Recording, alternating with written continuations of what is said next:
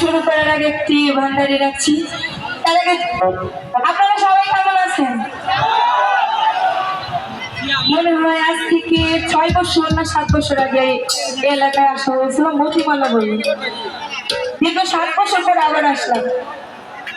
তো বৃষ্টির জন্য এইভাবে কোনো কিছু হইতেছে না, সব মাত্র হয়ে গেছে। তারপরে একটি ভান্ডারি গান রাখছি, আশা করি ভালো লাগবে।